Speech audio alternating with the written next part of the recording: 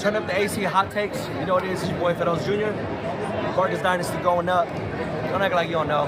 We're the only three brothers that really running shit in the boxing game. We sat down with Turki Al-Sheikh and we had to do kind of like a plan.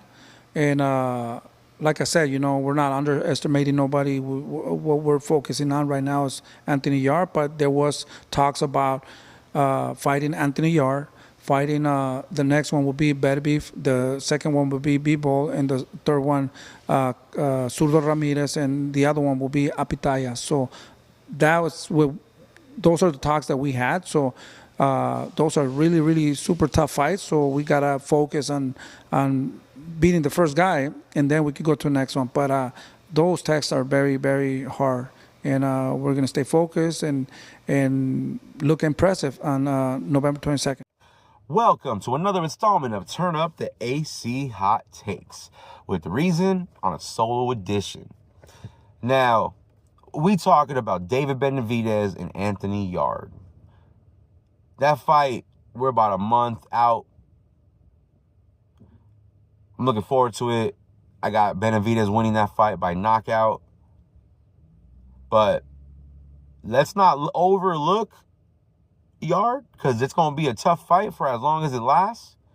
But I just think the skills are superior, and the power and the boxing abilities are all superior and all favor David Benavidez. And what's next, potentially, if he's able to get past Anthony Yarde, well, you heard what his dad said in the clip. Potentially Beterbiev, Bivol, Zurdo Ramirez at Cruiserweight, and then Opetaia. That's insane. David Benavidez, say what you want about him. He's creating his own lane. He's carving his own path. A lot of y'all were hating on him. Still do. Acting like he ain't that. How many of your favorite fighters are really trying to run this type of gauntlet?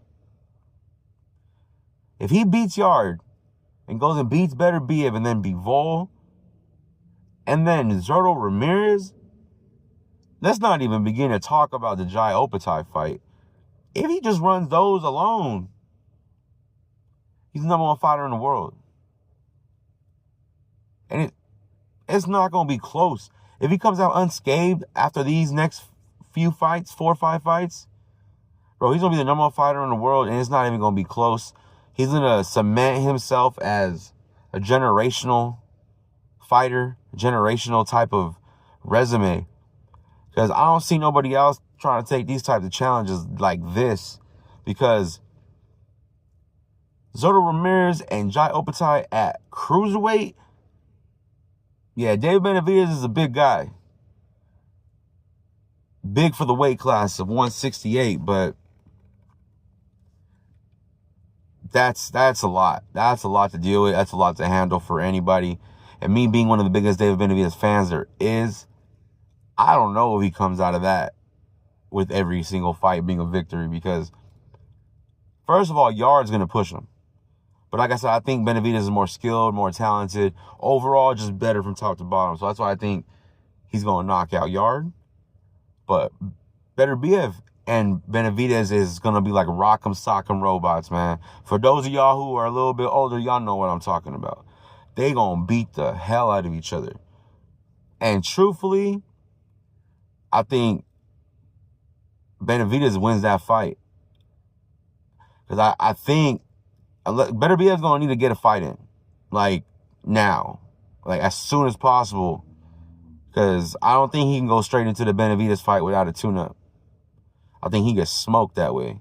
But if he gets a tune-up against somebody to get him ready for Benavidez, then we'll definitely see a hell of a fight.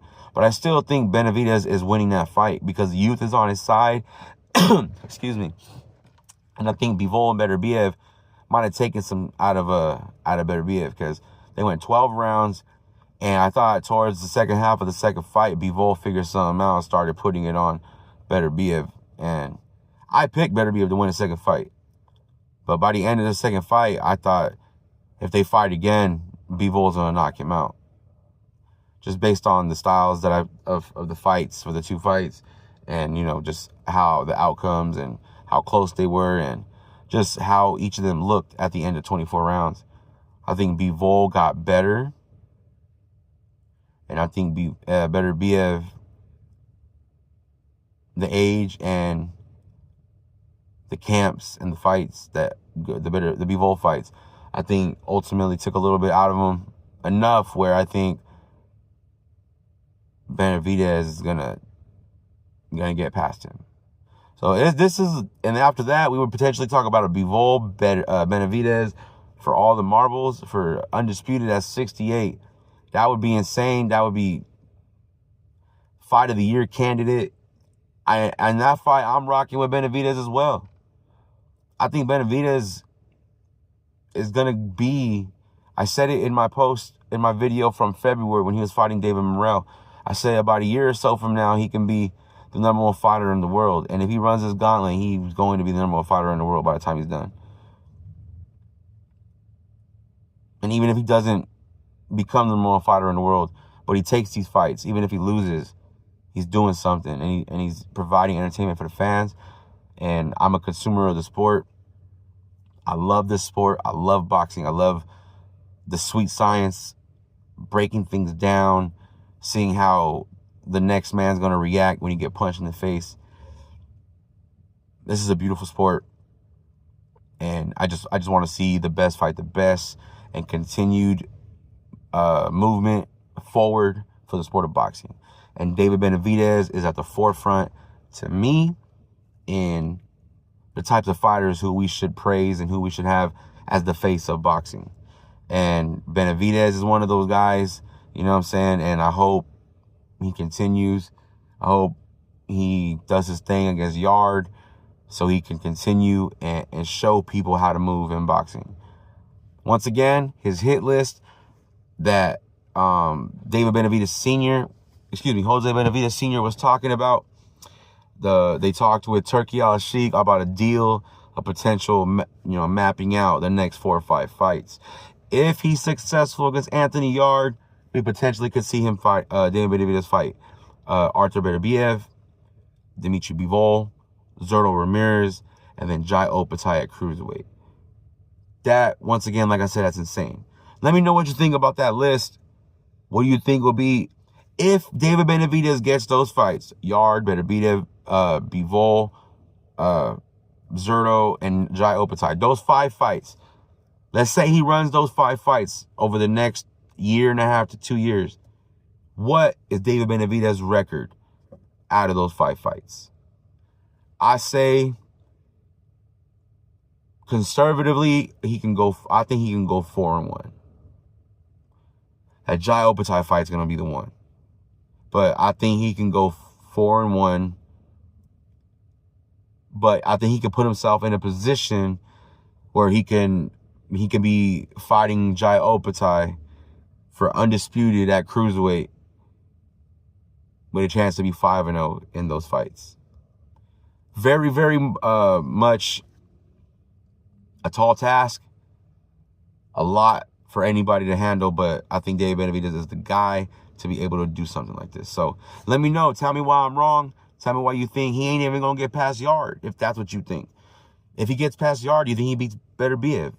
Or do you think he loses there? You think Bivol's the guy? You think Zurdo? Talk to me. Opetaia, talk to me, y'all. Let me know. There's been reason. Turn up the AC Hot Takes. Benavidez, Yarde, a month out. Devin Haney, Brian Norman Jr., also a month out. We're going to talk about that fight a little bit more as well as we get closer. You know what I'm saying? Like I said, we're about a month out. But if things go well in this next card, we could see Benavidez just continue to climb the ladder and strive for greatness. And as a consumer of the sport and a fan of Benavidez, I hope that's what's next for him, because I'm all for it. I'm watching. I'm here for it. Reason, turn up the AC Hot Takes. Until next time, we're out.